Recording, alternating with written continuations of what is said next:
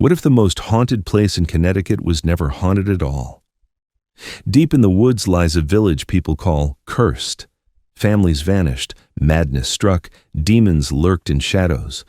But the truth behind Dudleytown is far stranger than any ghost story. And today, you will discover what really happened. In the shadow of Connecticut's Litchfield Hills, there once stood a small settlement called Dudleytown. People called it the Village of the Damned. Legends say a centuries-old curse brought death and madness to everyone who lived there. Ghost hunters have searched these woods for decades. Thrill seekers sneak past no trespassing signs, hoping to see something paranormal. But how much of this story is actually true? To understand Dudleytown, we need to go back to 1740. This was never an official town. It was just a tiny farming community within Cornwall, Connecticut. A pioneer named Thomas Griffiths arrived first. He cleared a small patch of rocky forest and built a cabin. 7 years later, the Dudley family showed up. Gideon Dudley bought land from Griffiths in 1747. He wanted to start a farm on this rugged hillside. 2 of his relatives joined him. Barzillai Dudley and Abiel Dudley purchased nearby plots in 1753. Another kinsman named Martin Dudley came later. Other families arrived too. The Tanners, Joneses, Pattersons, and Dibbles all settled in this isolated valley. Even though locals called it Dudleytown, it remained just a neighborhood. There was no church, no post office, no government. The settlers built log cabins and carved crude roads through the wilderness. They tried to farm the land, but this place was terrible for agriculture. Dudleytown sat high on rugged ground, surrounded by mountains. The valley earned the nickname Dark Entry Forest because of its deep shadows. The soil was rocky and thin. The growing season was shorter than in the valleys below. Clean water sources were scarce. Swampy areas made the ground damp. Farming here was an uphill battle in every sense. For a while, the families managed to survive. They planted flax, wheat, and corn. They raised a few livestock. They built stone walls from the endless rocks in their fields. Children were born. Neighbors helped each other. But life in this wilderness was brutally hard and lonely. Crop failures were common. Families struggled with illnesses and accidents. Yet these were the same troubles found in any 18th century rural community. The people of Dudleytown persisted for several generations. They had no idea their humble settlement would later become infamous. The legend of the Dudleytown curse did not begin during the village's early years. It came much later, invented long after the fact. According to the legend, the curse originated in England during the 1500s. The story claims the Dudley family descended from an English nobleman named Edmund Dudley. He served King Henry VII. In 1510, Edmund was beheaded for treason after plotting against the king. As the tale goes, a curse was placed on the Dudley family at the time of his execution. This curse declared that all his descendants would be surrounded by horror and death. The legend says this dark curse followed the Dudleys across the Atlantic Ocean to the New World. Edmund's son, John Dudley, allegedly tried to control the English throne. He married his own son to Lady Jane Grey. This scheme failed and led to John's execution as well. With 2 beheaded Dudleys in the family tree, people believed the family was doomed. One of John Dudley's supposed descendants was William Dudley. He emigrated to Connecticut in the 1600s. His children or grandchildren later settled in Cornwall. They brought the ancestral curse with them to the Connecticut wilderness, or so the story claims. It is a chilling tale, a doomed noble lineage, a curse uttered in a king's court, a haunted village in the New World. But here is the problem. Historians have found no evidence that the Dudley family of Dudleytown was related to those English noblemen at all. Genealogists trace the American Dudleys to entirely different family lines. The curse of Edmund Dudley appears to be pure fiction. It is historical fantasy that somehow became attached to this little Connecticut community. Nonetheless, by the time the story spread, people connected every misfortune in Dudleytown to this so-called curse, and the settlers did experience tragedies. But were they truly supernatural, or just the struggles of ordinary people in a difficult place? As years passed, Dudleytown gained a dark reputation. Storytellers pointed to various tragedies and insisted the curse was at work.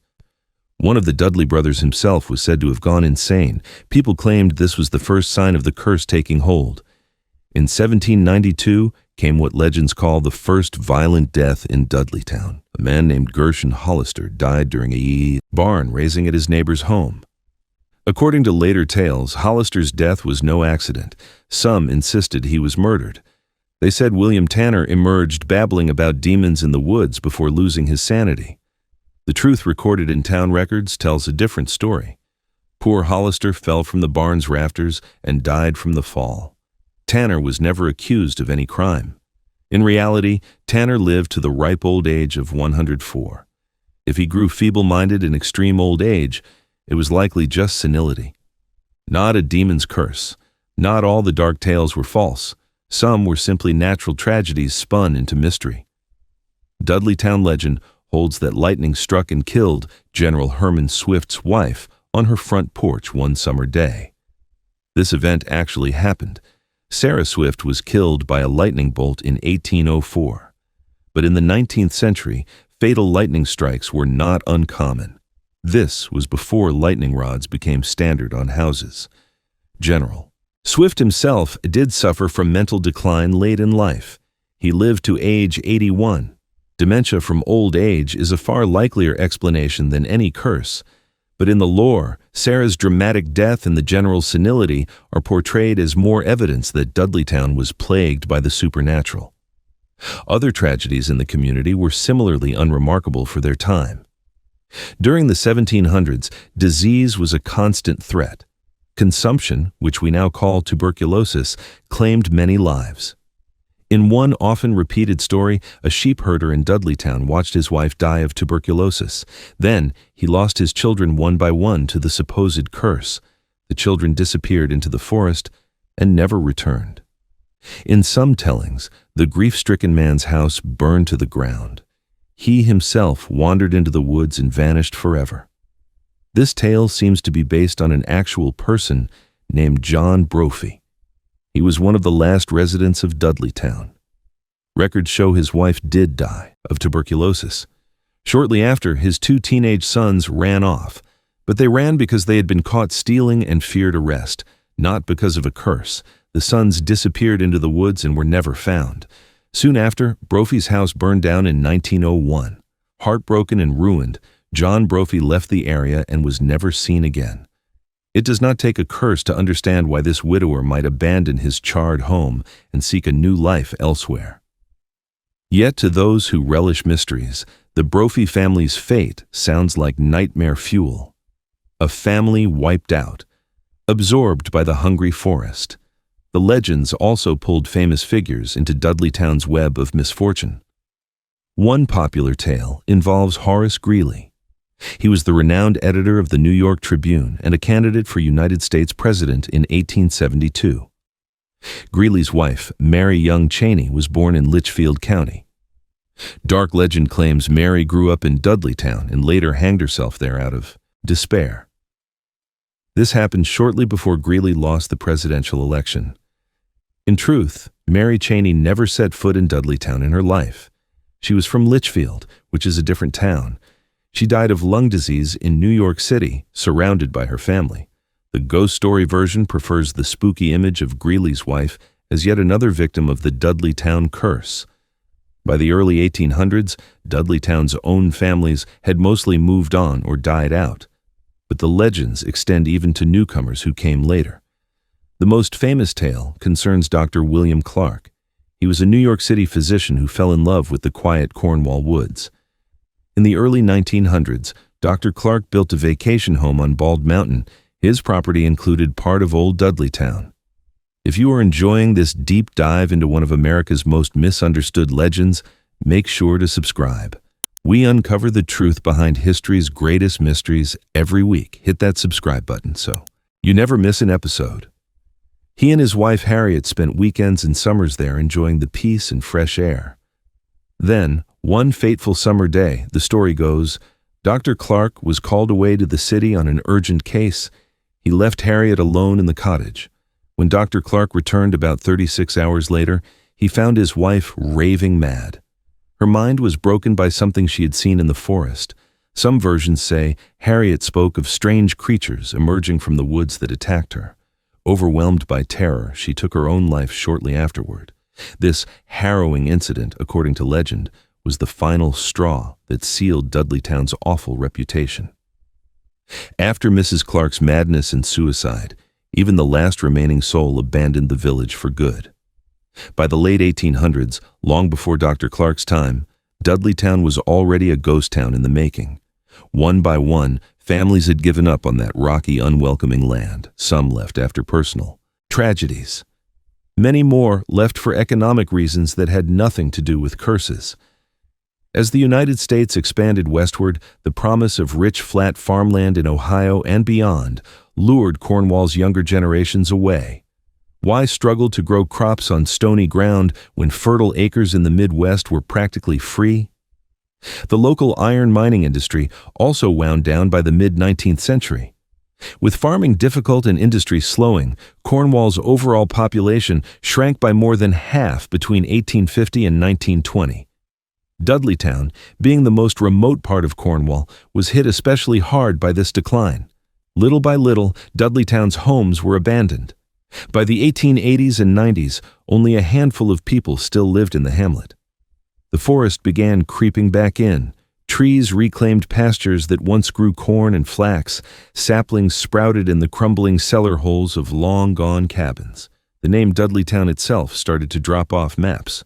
By the time Dr. Clark arrived in 1901 to buy land, he was purchasing acres of quiet regrown forest and a few ruins. After the loss of John Brophy around that same time, there were no full-time residents left. The village ceased to exist. Yet Dudleytown was not entirely forgotten. In 1924, Dr. William Clark and a group of friends took an unusual step. They collectively purchased nearly all of the old Dudleytown land. They formed the Dark Entry Forest Association. Their mission was not to resurrect the village, but to preserve the forest. They saw beauty in this wild, shady valley and wanted to protect it. Over the next decade, they planted thousands of trees on the former farms. Trails were cut for hiking and skiing. A summer camp even operated there in the 1930s. Dr. Clark himself lived out his life peacefully in Cornwall. After his first wife Harriet's tragic death, he remarried and continued spending weekends in the Dark Entry Forest. He passed away in 1943 at age 66. He had devoted decades to making the forest lush again. If Dudleytown were truly cursed, why would Dr. Clark have chosen to stay and invest in the place even after his wife's death? Many of his descendants still live in the area today. By all accounts, they have lived full, normal lives on that supposedly haunted ground. By the mid-20th century, nature had completely swallowed old Dudleytown. Visitors would find only stone foundations and cellar holes. Twisted apple trees from ancient orchards stood among piles of tumble-down rock walls. The once cleared hillside was now blanketed in dense woods. An unnatural quiet seemed to hang over the area. Hikers in the 1960s remarked that they heard no bird singing and no animals scurrying, only silence. It was later discovered that the woods had been sprayed with DDT pesticide around that time. This likely killed insects and temporarily silenced the bird life. In truth, Cornwall's forests usually have as many singing birds as any healthy forest. Still, to an imaginative visitor, Dudleytown felt eerie, a beautiful forest with a disturbing reputation. If the story ended there, Dudleytown might be remembered simply as another New England ghost town. But the spooky legends that had been quietly simmering finally came bubbling to the surface in the 20th century. The turning point came in 1926. A man named Edward Starr published a book titled History of Cornwall. In an otherwise factual town history, Starr included 2 pages of sensational anecdotes about Dudleytown's residents. He described with dramatic flourish the string of calamities that befell the families. Tales of madness, suicide, and misfortune. Starr used the phrase "the doom of Dudleytown" to describe the settlement's fate. He did not claim anything supernatural was happening, but his colorful language planted the seeds of later ghost stories. Starr's book did not get much notice at first, But decades later, it became the blueprint for every Dudleytown legend that followed. Future writers often copied his accounts word for word. Sometimes they embellished them further with added ghosts and curses. Other times, they changed names or details to spice up the story. Bit by bit, Dudleytown's reputation as a cursed haunted village began to grow. By the 1970s, the tale had grown wild. That is when Ed and Lorraine Warren brought Dudleytown into the paranormal spotlight. The Warrens were Connecticut's most famous self-proclaimed demonologists. They were known for investigating and heavily dramatizing hauntings like the Amityville horror case. In the early 70s, they visited Dudleytown and even filmed a Halloween TV special on site. In front of the cameras, Ed Warren declared Dudleytown demonically possessed. He claimed the woods were controlled by something evil. Lorraine Warren sensed a dreadful presence there. The two warned would-be visitors to stay away or risk harm. The Warrens' dramatic pronouncements had little basis in documented facts. No scientific investigation was done, but their fame gave Dudleytown a huge burst of notoriety. Suddenly, the old Cornwall ruins were on the radar of every ghost enthusiast in New England. Local newspapers and magazines started running articles branding Dudleytown as cursed or the most haunted place in Connecticut. Then, in 1999, the hit film The Blair Witch Project fueled a surge of public fascination with any cursed woods. People drew parallels to Dudleytown's story. Curiosity about this forbidden ghost town spiked dramatically. The result was an invasion of Dudleytown by thrill seekers. Throughout the late 1980s and especially the 90s, more and more trespassers snuck into the dark entry forest hoping to glimpse something paranormal. They came at night with flashlights and cameras, especially around Halloween. Some were respectful hikers, many were not. There were incidents of drinking parties, campfires, littering, and vandalism in the woods. Visitors would trample vegetation and spray paint graffiti on rocks. The situation got out of hand. In 1 year, police were called nearly 80 times to respond to trespassers. Fed up with the chaos, the Dark Entry Forest Association shut off all public access in the late 1990s. They posted no trespassing signs everywhere. The nearby Mohawk Trail is even closed to hikers around Halloween each year as a precaution. Over the years, numerous people have been arrested and fined for sneaking into Dudleytown. In 2011, 8 filmmakers scouting for a horror movie were caught and taken into custody for trespassing. The message is clear. The only dangers in Dudleytown today are falling in a cellar hole, angering the landowners, or getting arrested. So what do the facts say about Dudleytown's curse and legends? Diligent researchers have dug into historical records. Their findings firmly debunk nearly every sensational claim. The Dudley family of Cornwall had no connection to Edmund Dudley or English royalty. Genealogies proved this beyond doubt. The curse of King Henry VIII's time simply could not have been inherited by the Connecticut Dudleys. There never was an old curse placed on Dudleytown at all. That part is pure fiction. No evidence of unusual insanity rates was found in Dudleytown beyond what was common elsewhere.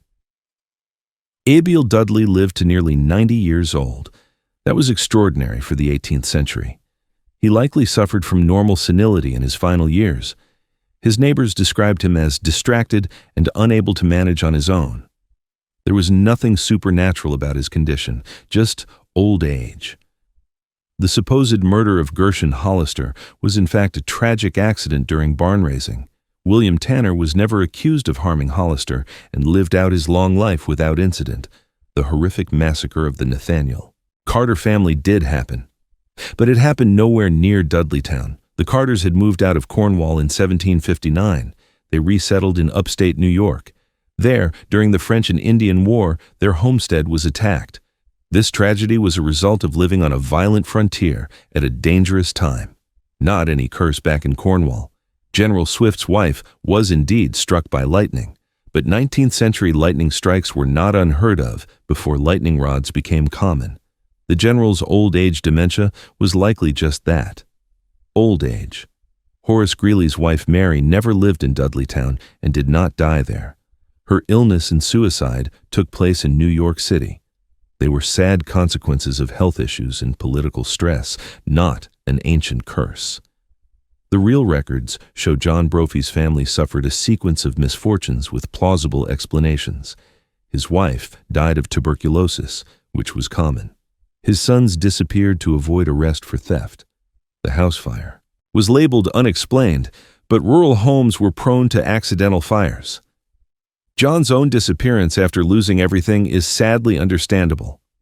Dudleytown stands as a reminder that history can be stranger than fiction, and sometimes fiction makes history stranger. The little settlement that struggled and failed on a Connecticut hill has achieved immortality as a haunted ghost town, even though its ghosts are only as real as we make them. If this story taught you something new about how legends are created, go ahead and subscribe. We bring you the hidden truths behind history's most compelling mysteries. Behind every tale of a curse or specter, there is a real story waiting to be uncovered, one of ordinary people, harsh nature, and the power of a good story to endure.